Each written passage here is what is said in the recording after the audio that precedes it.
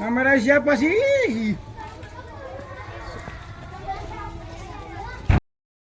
Ini kosong. Nah, ini jalan ini.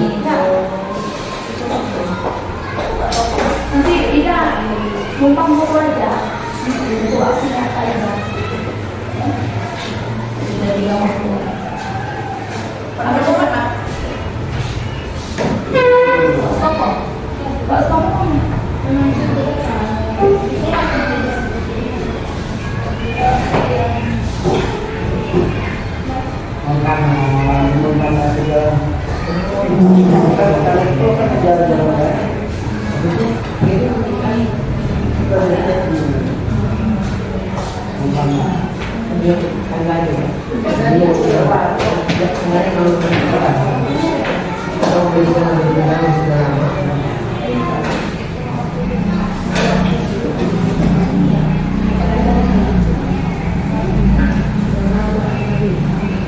Assalamualaikum warahmatullahi wabarakatuh.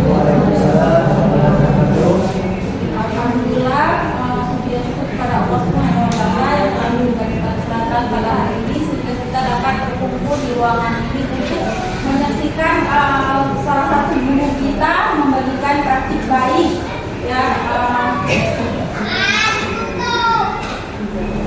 dengan pembacaan Bismillahirrahmanirrahim. Selanjutnya acara praktik baiknya akan disampaikan oleh Ibu Fitriani. Kata Ibu Fitriani dipersilakan. Terima kasih Maya.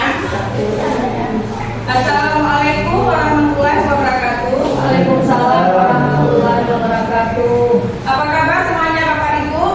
Baik. Ya, alhamdulillah baik ya. Ya. Sebelumnya hormat saya kepada Ibu Kepala Sekolah beserta para dewan guru semuanya. Yang pada hari ini saya sangat berterima kasih kepada Bapak Ibu semuanya yang telah memberikan waktu dan meluangkan waktu untuk saya untuk Ibu untuk mendengarkan aksi nyata yang saya buat ini, yaitu modul 1.4 tentang budaya positif, yaitu tentang menyebarkan pemahaman dan pengalaman penerapan budaya positif. Fitriani SPD, calon guru penggerak angkatan 11. Selamat datang para guru hebat. Mari belajar bersama, berkolaborasi, saling mendukung demi mewujudkan disiplin positif di lingkungan sekolah kita yang tercinta ini, yaitu SDN 15 Pramusta.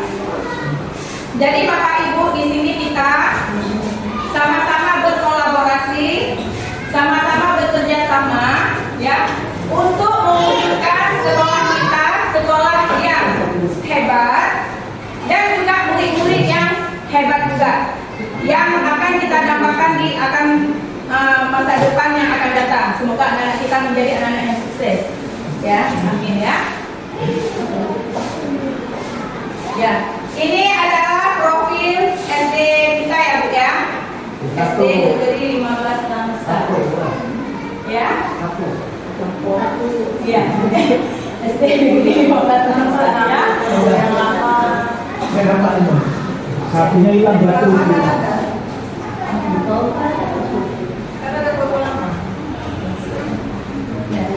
Konsep utama modul budaya positif, yaitu perubahan paradigma belajar, disiplin positif, kebutuhan dasar manusia, motivasi perilaku manusia, posisi kontrol restitusi, keyakinan kelas, dan segitiga restitusi. Ya.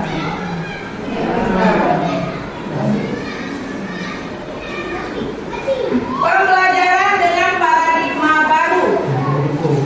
Ya, di sini pembelajaran dengan paradigma baru dirancang berdasarkan prinsip pembelajaran yang berdiferensiasi, sehingga setiap murid belajar sesuai dengan kebutuhan dari tahap perkembangan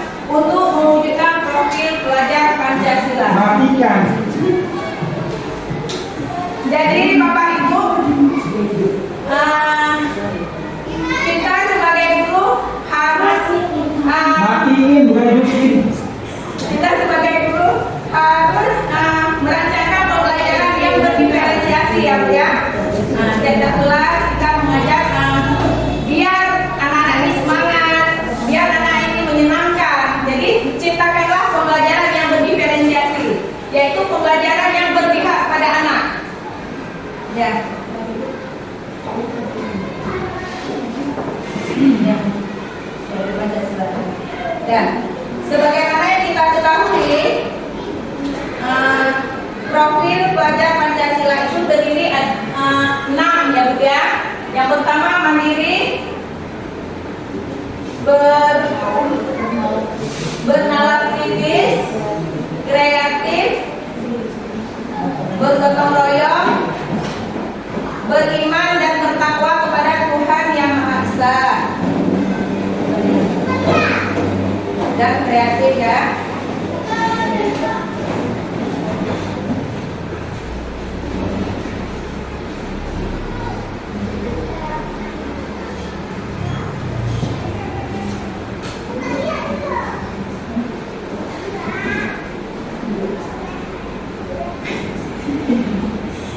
Dan kemudian disiplin positif. Dalam budaya kita, makna kata disiplin dimaknai menjadi sesuatu yang dilakukan seseorang pada orang lain untuk mendapatkan kepatuhan. Kita cenderung menghubungkan kata disiplin dengan ketidaknyamanan. Kemudian sebagai pendidik, tujuan kita adalah menciptakan anak-anak yang memiliki disiplin diri sehingga mereka bisa berperilaku dengan mengacu pada nilai-nilai kebajikan universal dan memiliki motivasi intrinsik bukan ekstrinsik. Disiplin positif merupakan salah satu cara penerapan disiplin yang bertujuan untuk menumbuhkan kesadaran serta memberdayakan anak untuk melakukan sesuatu tanpa sogokan, ancaman maupun hukuman. Ya. Kebutuhan dasar manusia. Kebutuhan dasar manusia ini Bu ada 5 ya, yaitu bertahan hidup, kasih sayang dan rasa diterima. Kemudian penguasaan, kebebasan dan kesenangan. Di sini Bu ya, kita sebagai guru ya, kita harus memperhatikan juga Bu, apa keinginan anak itu dan apa kebutuhan anak itu. Jadi sebagai guru kita jangan egois. Kita harus menurut kehendak kita.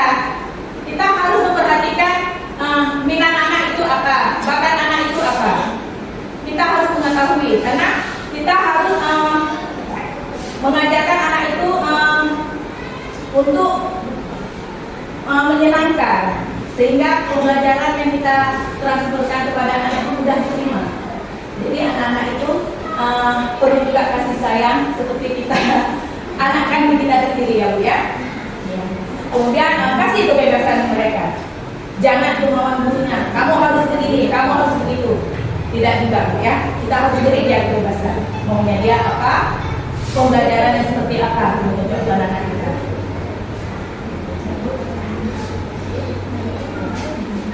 Motivasi perilaku manusia. Motivasi merupakan dorongan yang timbul pada diri seseorang secara sadar atau tidak sadar untuk melakukan suatu tindakan dengan tujuan tertentu. Menghindari ketidaknyamanan dan hukuman. Murid melakukan disiplin diri karena dia takut dihukum. Ini merupakan motivasi intrinsik. Jadi Bapak Ibu, anak-anak apabila melakukan kesalahan, kita sebagai seorang guru jangan langsung memberi hukuman. Ya, tidak boleh langsung kita memberi hukuman. Kita boleh, oh kamu salah, berdiri ke depan, itu tidak boleh. Termasuk saya Bu, baru sekarang saya menyadari cara mengajar saya selama ini memang total salah. Kenapa? Saya terlalu egois. Nanti ada anak berbuat sesuatu kesalahan, saya langsung memvonis kamu yang salah ya. Saya memberi hukuman. Berdiri kamu di depan. Sebenarnya itu salah besar Bu, tidak boleh seperti itu. Apalagi sekarang kita kan lagi sedang mengikuti kurikulum hukuman ya, kurikulum merdeka. Jadi ini kan program pemerintah. Jadi kita ciptakanlah suasana belajar itu menyenangkan. Jangan langsung memberi hukuman kepada anak. Ya. Apabila kita sendiri memberikan hukuman, jadi anak-anak ini akan melakukan yang akan mengulanginya lagi, Bu. Karena mereka tahu, oh ini pasti kena hukuman. Malah mereka menantang, buat lagi, kan sering kita jumpai seperti itu. Jumpai anak seperti itu, udah kita hukum, besok lusa dia lagi yang buat salah. Jadi rupanya di modul 1.4 ini, ya, selama saya mengikuti CGP ini, cara kita mendidik anak itu jangan langsung memberi hukum. Banyak ilmu yang kita dapat di CGP, ya. Kemudian mendapat imbalan atau penghargaan dari orang lain. Jadi di sini anak-anak tidak boleh kita mengiming-imingkan sesuatu. Jangan kita nak tolong ibu ya. Tolong nanti ibu kasih ini, nanti kamu nilai ini. Itu tidak boleh, Bu. Menjanjikan sesuatu dan memberikan iming-iming. Kenapa? Besok apapun yang kita suruh, mereka keenakan menjadi nekat. Ya, karena mengharap sesuatu yang telah kita iming-imingkan tadi, Bu. Sudah terbiasa. Jadi ini jangan dilakukan. Menghargai nilai-nilai kebajikan diri sendiri. Murid melakukan disiplin diri karena sadar akan kebajikan dirinya ini merupakan motivasi intrinsik. Konsep disiplin dengan identitas gagal. Hukuman. Satu, hukuman menyakitkan, murid takut, tidak nyaman, memaksa, murid menyembunyikan kesalahan, murid menjadi rendah diri. Ya, karena sering kita memberi hukuman tadi, jadi anak-anak ini merasa takut.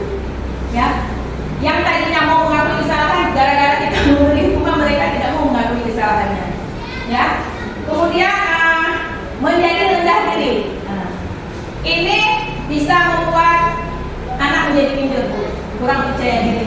Kenapa? Waktu kita memberi hukuman tadi, kita langsung di depan kawan-kawannya. Itu tindakan yang salah, tidak boleh ya, Bu. Karena bisa menjatuhkan psikologis mereka juga dan menjadi rendah diri. Dia nggak percaya diri lagi. Jadi belajar merasa tidak nyaman. Jadi bagaimana caranya ya? Itu nanti ada di restitusi, segitiga restitusi. Kita bisa memanggil anak tersebut entah ke kantor atau perpustakaan dengan berbicara empat mata. Kemudian penghargaan tidak efektif, merusak hubungan sifat diri, mematikan kreativitas, menghukum dengan sistem ranking, merampas hak menghargai dirinya. Ya, seperti yang saya katakan tadi ya. Konsep disiplin dengan identitas sukses, konsekuensi, ya, penguatan jangka pendek, perlu monitoring berkelanjutan, stimulus respon, murid menghormati peraturan, kehilangan waktu untuk merenungi kesalahan, restitusi, murid bertanggung jawab untuk perilakunya. Fokus pada pemecahan masalah jangka panjang. Murid menghormati dirinya dan orang lain. Teori kontrol dirinya memegang kontrol. Murid bersemangat memperbaiki kesalahan.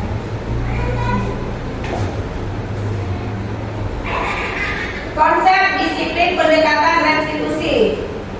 Jadi sebuah cara menanamkan disiplin positif pada murid, ya.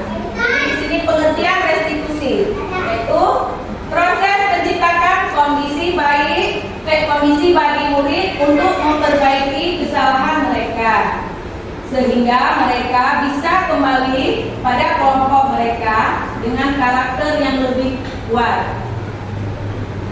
Ciri-ciri restitusi bukan menebus kesalahan, namun belajar dari kesalahan. Memperbaiki hubungan, tawaran bukan paksaan, menuntun untuk melihat ke dalam diri, mencari kebutuhan dasar yang mendasari tindakan, fokus pada karakter bukan tindakan. Ya, inilah yang kita lakukan pendekatan restitusi, Bu. Jadi mencari solusi bagaimana supaya kita menjalin hubungan guru dan anak itu menjadi baiklah, menjadi hubungan yang baik. Jadi anak-anak ini kalau kita bimbing dia, arahkan yang secara baik-baik, tidak di depan anak-anak ini, mereka lebih menghargai kita. Ya. Perbedaan. Contoh kasus, ya. Siswa datang terlambat ke sekolah. Hukumannya, guru menghukum siswa tersebut lari keliling lapangan sebanyak 7 kali putaran. Guru marah dan menjadi murid takut. Ya. Konsekuensi, guru memberikan konsekuensi untuk berdiri di depan kelas atau guru tegas dan siswa menghormati peraturan. Restitusi, guru menanyakan keyakinan kelas atau dirinya dan membantu siswa menyelesaikan masalahnya. Guru terbuka dan siswa menghormati dirinya dan orang lain. Ya, nah, ini contoh kasus. Jadi apabila ada masalah atau ada kasus anak ini terlambat, kita ambil dia ke kantor, kita menanyakan, kenapa? Apa alasan kamu terlambat? Kira-kira kamu sudah melanggar tidak peraturan sekolah, keyakinan di dalam kelas? Keyakinan yang mana kamu melanggar? Nah, bisa kita tanya secara baik pada anak-anak ya, dengan dikatakan restitusi. Ya. 5 posisi kontrol restitusi.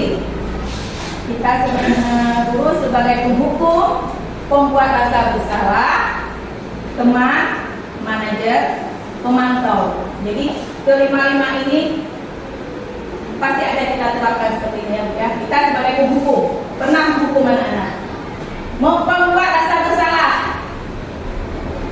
dan kemudian menjadi teman, seperti teman, pemantau, nah, manajer. Jadi kita sebagai guru mencocokkan lebih ke manajer ya. Kita jadi menyelesaikan masalah itu dengan memanggil mereka secara dengan empat mata, menanyakan secara baik-baik. Jadi mereka lebih menghargai kita. Contoh penerapan 5 posisi kontrol kasus siswa-siswa yang datang terlambat ke sekolah ya. Penghukum, patuhi aturan sekolah lalu berdiri di depan barisan. Pembuat rasa bersalah, berapa kali bu guru harus memberitahu kamu, bu guru kecewa sama kamu. Itu pembuat rasa bersalah, dia merasa bersalah ya. Menjadi teman, ayolah yang tertib, buat bu guru bangga, buat bu guru bangga. Kali ini tidak apa-apa kamu salah. Sebagai pemantau, kamu sudah melanggar. Apa peraturan dan konsekuensinya? Kita menanyakan seperti itu. Kemudian manajer, apakah kamu tahu kesalahanmu? Kira-kira bagaimana kamu akan memperbaiki kesalahan ini? Jadi di antara kelima ini yang lebih cocok kita menjadi sebagai manajer, ya, menanyakan, mencari solusinya. Nah, kemudian keyakinan kelas. Mengapa keyakinan kelas? Mengapa tidak peraturan kelas saja? Mengapa kita memiliki peraturan tentang penggunaan helm pada saat mengendarai kendaraan roda 2 atau motor? Mengapa kita memiliki peraturan tentang penggunaan masker dan mencuci tangan setiap saat? Jadi kegiatan membuat keyakinan kelas 2 Bu ya. Ini saya ada buat di kelas 2. Guru bersama siswa membuat keyakinan kelas. Ya. Sebelum kita membuat diskusi membuat keyakinan kelas, saya berdiskusi dengan anak-anakku. Saya tentang peraturan sekolah. Saya mengajak anak-anak, yuk anak-anak, kira-kira peraturan apa yang cocok kita buat di dalam kelas kita yang bisa kamu patuhi? Ya. buat saya bagikan lembaran tadi mereka menulis, mencatat, menulis. Setelah itu saya suruhnya menempel di depan. Nah, setelah mereka menempel di depan, jadi saya baca satu-satu. Itulah namanya merumuskan peraturan menjadi keyakinan. Ya, yang mereka tulis tadi peraturan-peraturan yang harus kita taati di dalam kelas menjadi satu keyakinan kelas. Nah, lalu kita tempelkan di samping dinding. Jadi besok-besok anak-anak apabila melakukan kesalahan, kita langsung bertanya, kita sudah buat peraturan kan, namanya keyakinan kelas. Ya Bu, misalnya. Ya. Jadi kenapa kamu melanggar? Nah, jadi kalau seandainya kita menegur dia kan merasa ini, oh saya sudah berbuat, padahal sudah janji. Jangan berbuat kesalahan itu karena sudah disepakati dalam kelas tadi. Inilah yang keyakinan kelas 2 di SD Negeri 15 Langsa di kelas saya yang saya terapkan. 1. Disiplin waktu. 2. Belajar dengan antusias, semangat dan percaya diri. 3. Saling menjaga kebersihan dan keindahan. 4. Saling menghormati sesama, saling membantu dan bekerja sama. 6. Menghargai guru dan teman yang sedang berbicara. 7. Selalu menerapkan 5S, senyum, sapa, salam, sopan dan santun. 8. Gemar membaca dan menulis sebagai budaya literasi. Ya. Bagaimana pembentukan keyakinan kelas 2 di SD Negeri 15?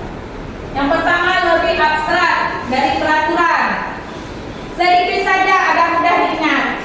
Jadi buat peraturan di dalam kelas itu nggak perlu panjang-panjang Bu. Yang penting intinya saja yang mudah anak itu ingat. Jangan terlalu panjang, bingung juga dia ingatnya ya kan. Jadi yang poin-poinnya aja. Misalnya jangan membuang sampah sembarangan, jangan membuang sampah di dalam kelas. Kemudian berupa pernyataan universal sesuai dengan kondisi kelas dan sekolah agar mudah diterapkan. Dan kita buat peraturan keyakinan kelas itu sesuai dengan kondisi kelas kita, ya. Jangan juga nanti ikuti sekolah lain, jangan sesuai. Jadi sesuaikan dengan keadaan dan situasi sekolah, ya. Kemudian dibuat dalam bentuk positif. Semua warga kelas atau sekolah dilibatkan saat membuat. Itu kesepakatan peraturan di dalam lingkungan sekolah. Ya, ini namanya segitiga restitusi. 1. Menstabilkan identitas. Ya, kita semua akan melakukan hal terbaik yang bisa kita lakukan. Validasi tindakan yang salah. Semua perilaku memiliki alasan. Menanyakan keyakinan kita semua memiliki motivasi internal. Nah, ini Bu contoh penerapan segitiga restitusi. Video kan? Video. Jadi ini contoh satu yang Bu ya. Anak terlambat suaranya. Ini Bu, Bapak ini di kelas saya.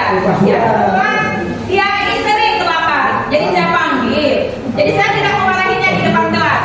Saya panggil ke kantor atau ke pustaka. Suaranya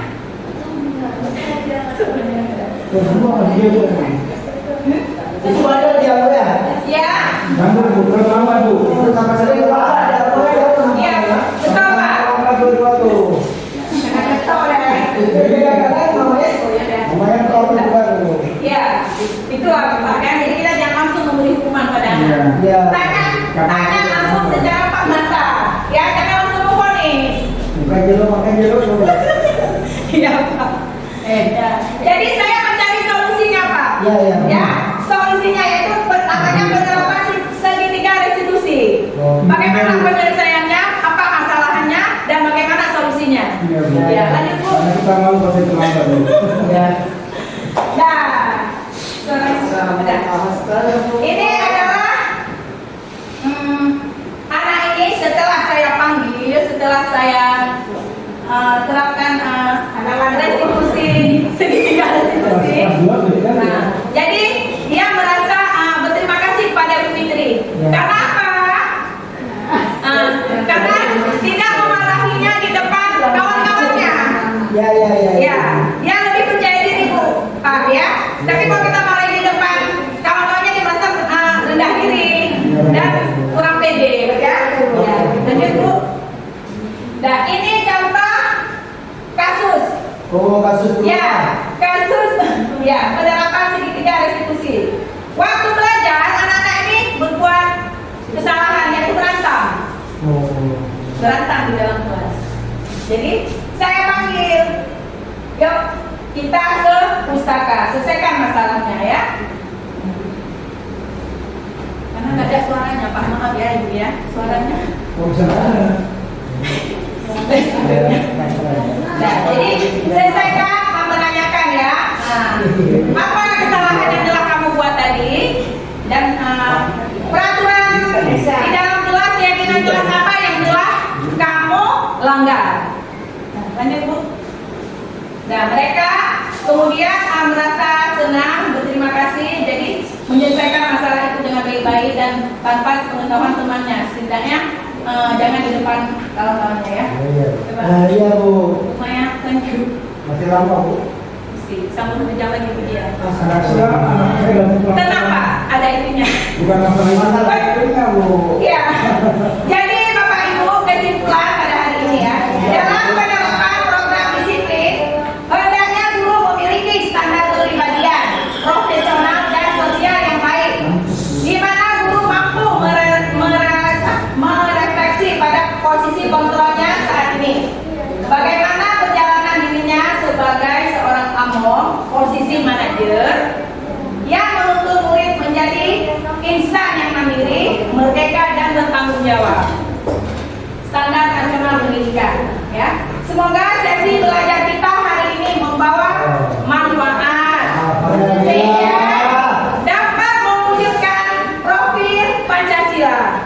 Salam merdeka belajar. Ada video Bu, satu lagi ada video. Terima kasih ya Bapak Ibu. Ini contoh keyakinan kelas yang di dalam kelas waktu saya buat. Sudah siap?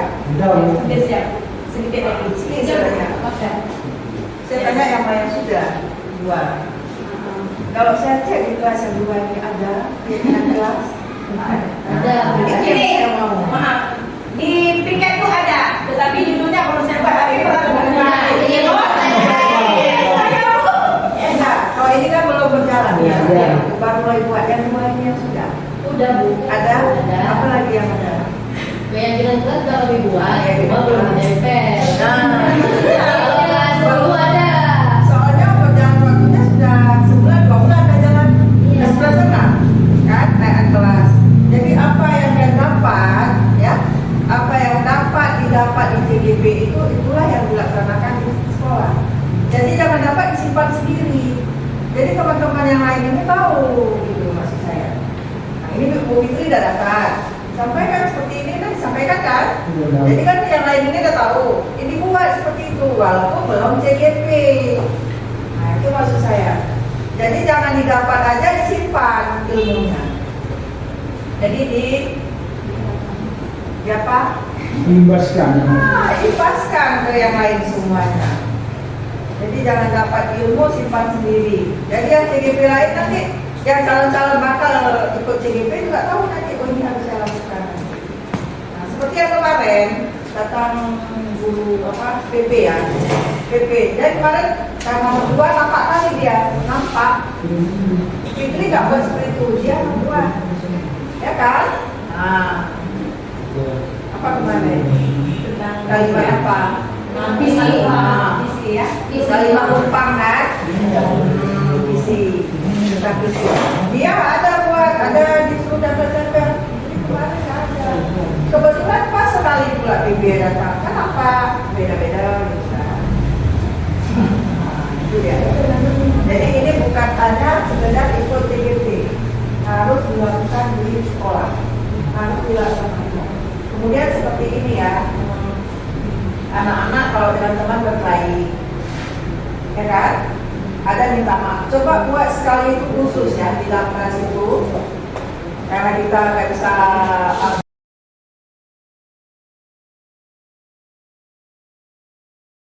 Assalamualaikum. Ya, apa kabar anak-anak ibu semuanya? How are you? Apa kabar semuanya? Kabar baik. Oke, anak ibu. Hari ini ya kita akan membuat peraturan di dalam kelas ataupun yang namanya keyakinan kelas. Jadi anak-anak ibu udah siap semuanya ya? Sudah. Oke. Hari ini kita akan membuat peraturan kelas, itu namanya keyakinan kelas. Ibu akan membagikan kertas ya untuk kamu isi. Ya, anak-anak ibu, sebelum kita membuat keyakinan di dalam kelas, terlebih dahulu kita buat dulu aturan apa yang harus kita sepakati ya untuk menjadi satu keyakinan kelas. Jadi ibu akan membagikan kertas ya. Di situ nanti kamu tulis kira-kira peraturan apa yang harus kita sepakati ya, yang tidak boleh kita langgar. Nah, misalnya apa? Tidak boleh manjat-manjat nenek atas meja ya, seperti itu ya. Jadi kamu tulis, nanti kita akan membentuk satu keyakinan kelas. Ya, ini Bu Padi. Tolong kamu tulis nak kesepakatan ini, peraturan yang akan kita buat nanti ya.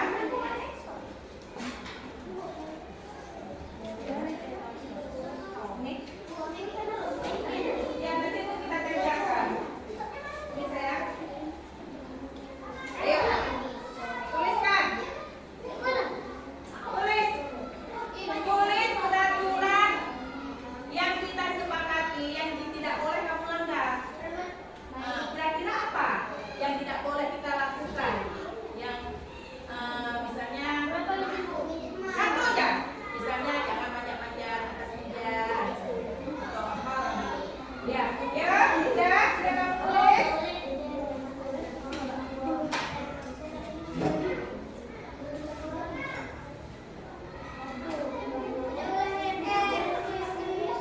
Siapa yang sudah siap? Ayo kita tempelkan di sini. Anak-anak ibu. Nah, buat aja. Tempelkan. Ya. Yuk.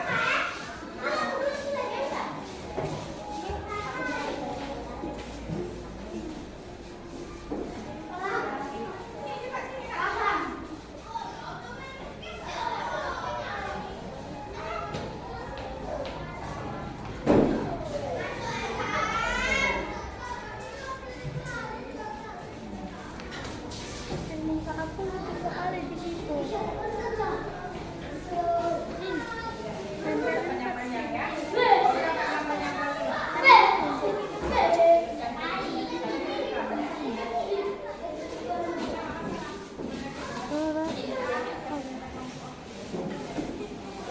Muka aku hitam kali.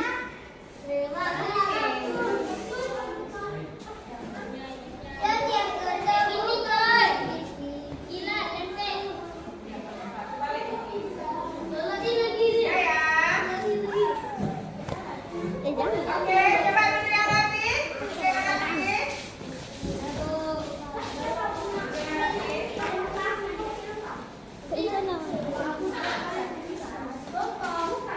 Nah,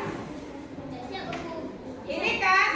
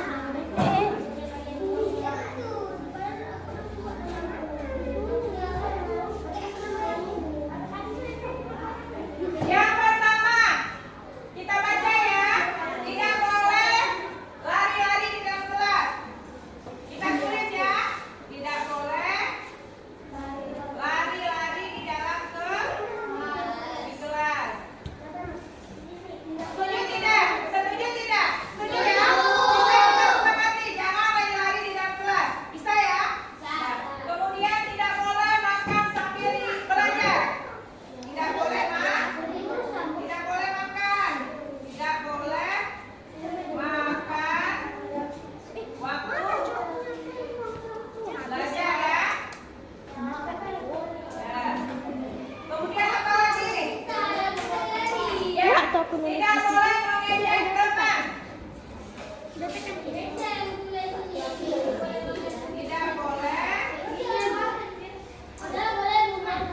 Tidak boleh mengejek teman. Ya. Ya, tidak boleh terlambat datang ke sekolah. Ya, tidak boleh telat.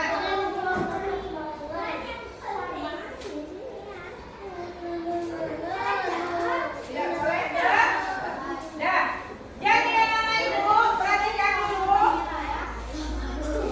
Kesepakatan kelas ini, keyakinan kelas ini, ya sudah kita buat menjadi kesepakatan ke kelas. Yaitu tidak boleh lari-lari di dalam kelas, kemudian tidak boleh makan waktu belajar, tidak boleh mengejek teman atau membuli, dan tidak boleh telat masuk ke kelas, jangan terlambat. Ya. Jadi ini ya keyakinan kelas ini kita buat untuk kita juga untuk kita apa? Untuk kita taatin, ya. Tidak boleh dilanggar, ya. Ini udah kesepakatan kita loh, ya. Nanti kita udah sepakat, Bu, kita nggak boleh makan ya Kak. Oke, takutnya kamu melanggar, ya itu tidak boleh karena sudah kita sepakati bersama.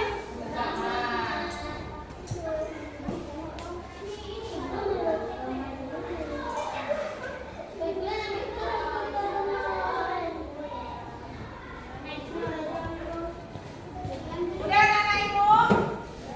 Jadi ini nanti akan kita tempel di sana. Jadi ini kan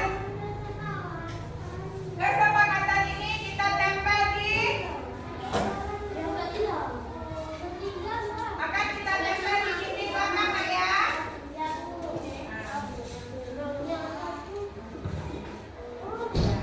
Ini akan kita tempel di dinding. Ya, ini adalah keyakinan kelas kita ya.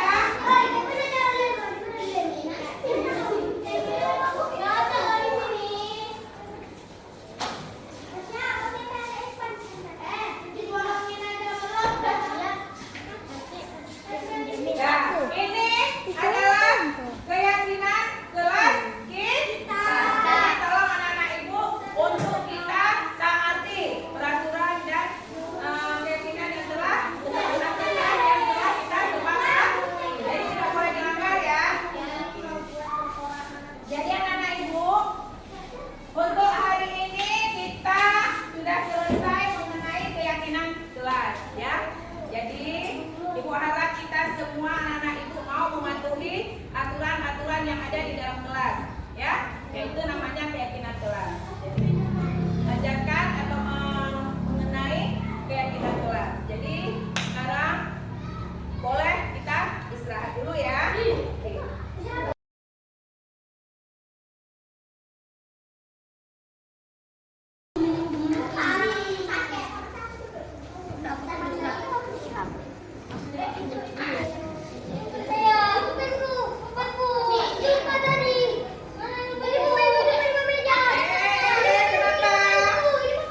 Kenapa? Jangan berantem. Kenapa? Siapa yang ngambil papan kamu? Jadi jangan berantem. Yaudah, ayo kita yuk. Anak-anak jangan ribut ya, bentar ya. Oke, Nadir, kamu tahu nggak kenapa ibu panggil ke sini? Ya, kenapa? Ya, kalian berantem tadi di dalam kelas kan? Kenapa berantem?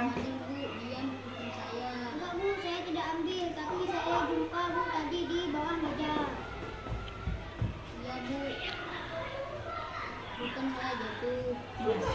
Ya, jadi keyakinan kelas mana yang kamu langgar?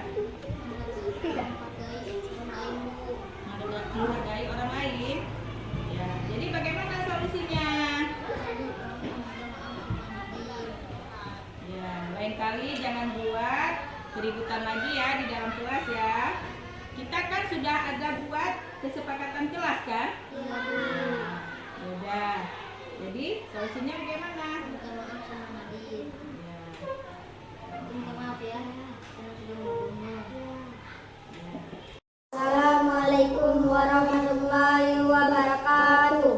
Nama saya Asraf Zaki Maulana. Nama saya Ahmad Abdul Khairat. Kami murid SD Sukarjo. Kami merasa senang karena kami tidak dimarah sama Bu Ulan ketika kami berantem di kelas pada saat jam pelajaran matematika. Saya hanya diberi nasihat dan arahan dan masukan agar kedepannya tidak mengulangi kesalahan dan mematuhi kesepakatan kelas yang telah dibuat. Terima kasih Bu Ulan. Assalamualaikum.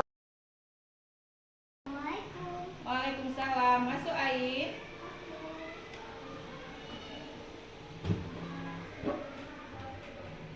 Ain, setiap hari Kamis kamu selalu terlambat datang ke sekolah. Iya Bu, karena saya bangunnya kesiangan. Kenapa kamu bangun kesiangan? Karena Bu, setiap malam Kamis itu saya tidur larut malam. Ya, apa yang kamu lakukan sehingga kamu tidur larut malam? Saya setiap malam Kamis Bu ada jam tambahan les Bu. Oh iya, ibu paham. Kalau ibu di posisi kamu, ibu akan mengalami hal yang sama. Oh iya. Sekarang coba kita pikirkan, tindakan apa supaya kamu tidak terlambat lagi. Terus tindakan ini yang kamu lakukan, apa sesuai dengan keyakinan kelas kita? Tidak Bu. Jadi menurut kamu, keyakinan kelas mana yang perlu ditingkatkan? Keyakinan menghargai waktu dan mentaati peraturan sekolah Bu. Betul sekali. Menurut kamu, saling menghargai dan menghormati itu penting tidak? Penting Bu. Penting ya. Menurut kamu bisa tidak memperbaiki keterlambatan kamu ke sekolah? Bisa Bu. Bagaimana caranya? Menyuruh mama saya untuk membangunkan saya lebih awal. Mulai kapan kamu akan bangun lebih awal? Mulai besok Bu. Ya sudah, mulai besok kamu minta tolong sama mama kamu untuk membangunkan kamu lebih cepat agar tidak kesiangan. Ya sudah, sekarang kamu masuk kelas ya. Baik Bu, terima kasih. Perkenalkan, nama saya Ainun, kelas 6A. Saya bersekolah di SD 15 Salsa. Saya senang sekali diajak berdiskusi oleh Ibu Fitri untuk manfaatkan waktu sebaik mungkin. Agar tidak bangun kesiangan dan tidak terlambat masuk sekolah, saya juga harus banyak lagi menghargai, menghormati orang lain dan mentaati tata tertib peraturan